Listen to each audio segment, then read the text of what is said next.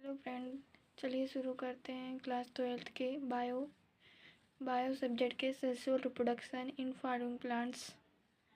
पुष्पीय पादपों में लैंगिक जनक। इसको कहते हैं कि जनन किसे कहते हैं। जनन के द्वारा अपनी समान नई जननशील संतति को उत्पन्न करना जनन कहलाता है। जनन किसे कहते हैं। जनन के द्वारा अपनी समान नई जननशील संतति को उत्पन्न करना जनन या रिप्रोडक्शन कहलाता है। जनन सभी जीवों का गुण होता है। जनन के प्रकार। जनन दो प्रकार के होते हैं, एक लैंगिक जनन और दूसरा है अलैंगिक जनन। इसको कहते हैं सेलुलर रेप और सेलुलर रेप कहते हैं। लैंगिक जनन ऐसा जनन जिसमें युग्मकों का निर्माण एवं संतान द्वारा नए जीवों की उत्पत्ति होती है, उसे लैंगिक जनन कहते हैं। इनकी विभिन्नताएं उत्पन्न होती हैं। अलैंगिक जनन ऐसा जनन जिसमें युग्मक निर्माण एवं युग्मक संलयन नहीं होता है, उसे अलैंगिक जनन कहते हैं। इसमें भिन्नताएं उत्पन्न होती हैं, जिसमें कि युग्मक संलयन नहीं होता है, वह अलैंगिक जनन कहते हैं। जैसे कि क्लोन स्तन क्या होता है, ये बहुत ही इम्पोर्टेंट है। क्लोन सामान्यतः होते हैं आनुवंशिक रूप से जनक से अलग दिखने वाली संतान आकार की आनुवंशिक रूप से समानता प्रदर्शित करने वाले जीव होते हैं, जिन्हें क्लोन समानता कहते हैं।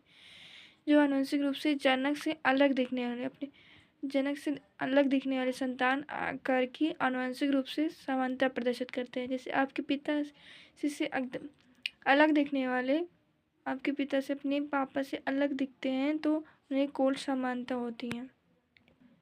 क्लोन किस विधि से उत्पन्न होता है। क्लोन अलैंगिक जनन विधि से। अभी आप पढ़ा कि क्लोन किससे होता है। क्लोन किस विधि से होता है, अलैंगिक जनन से। पुष्प आवर्त बीजी। पुष्प लावर किसे कहते हैं, आवर्त बीजी एंजियोस्पर्म इसे कहते हैं। आवर्त बीजी को एंजियोस्पर्म। पुष्पीय पादपों का लैंगिक जनन भाग पुष्पीय ही होता है। इनकी उत्पत्ति परोढ़ सूट से होता है। इसे परोढ़ को हम कहते हैं सूट। तो पुष्प का रूपांतरित परोढ़ मॉडिफाइड सूट होते हैं।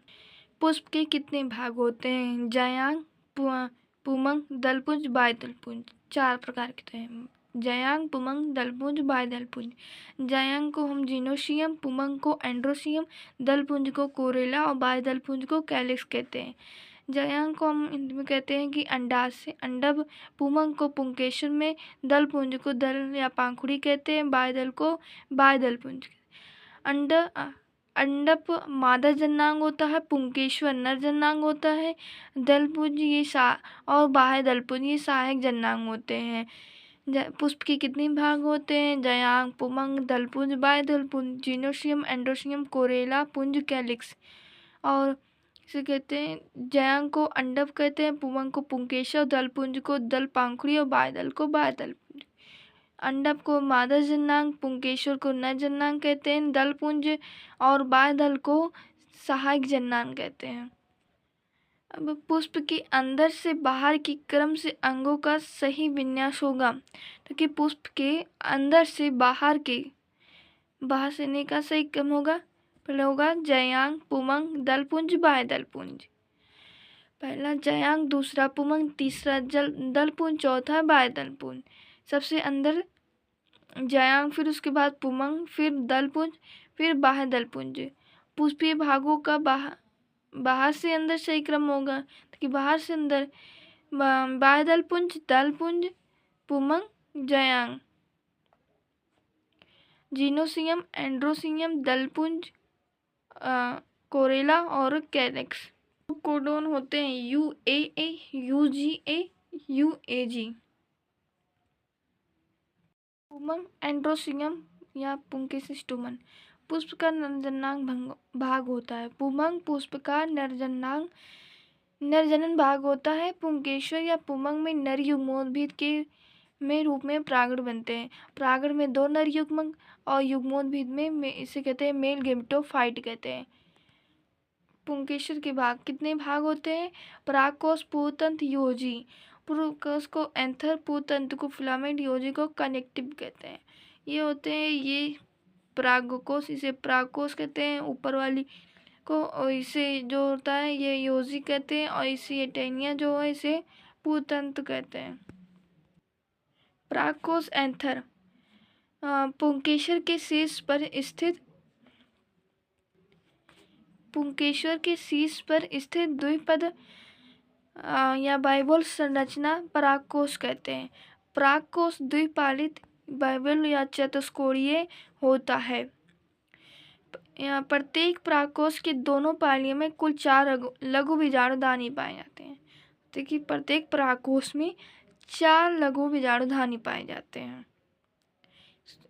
पौधे मालवेशी कपास भिंडी पालित या परागकोश लघु बीजाणुधानी होती हैं।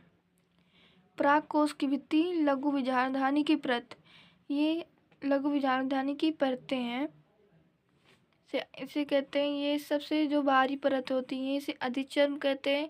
और ये जो 2 परतें होती हैं ये मध्य परत होती है। मध्य परत मोटी होती है, 2 लेयर की होती हैं और ये इसे टेपिटम कहते हैं। और सबसे अंदर ये को कनेक्टिव कहते हैं। ये इसे इंग्लिश में क्या कहते हैं, इसको बाहरी वाली परत को एपिडर्मिस, उसके अंदर को एंडोथीसियम कहते हैं और ये टेपिटम कहते हैं और इसे मिडल लेयर कहते हैं। तो परागकोश की भित्ति 4 परत में प्रयुक्त होती हैं: अधिचर्म, एंडोथीसियम, मध्य परत, टेपिटम। अधिचर्म को कहते हैं इंग्लिश में एपिडर्मिस, एंडोथीसियम मिडिल लेयर सो कहते हैं, या टेपिटम इसे कहते हैं middle layer. Middle layer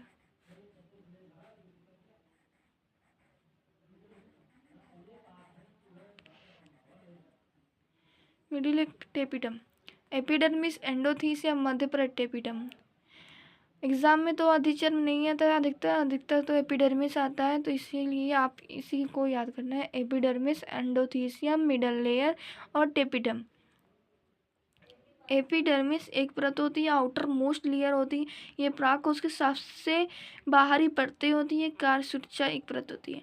endothecium एक परत, ये अधिचर्म और मध्य परतों के बीच होती है, मतलब कि एपिडर्मिस और मिडल लेयर के बीच स्थित होती है। इनका कार्य है कि परागकोश का स्फुटन करना, परागकोश को फूटन करना। मध्य परत मिडिल लेयर या एंडोथीसियम और टेपिटम के मध्य पर स्थित होता है। मध्य परत की 1 से 3 परत या बहुपरतीय इन्हें कहते हैं। इनका कार्य है कि सुरक्षा। मध्य परत टेपिटम को भोजन प्रदान करता है। टेपिटम इनर मोस्ट लेयर, ये आंतरिक परतें होती हैं। ये एक परतीय सिंगल लेयर होता है। टेपिटम एक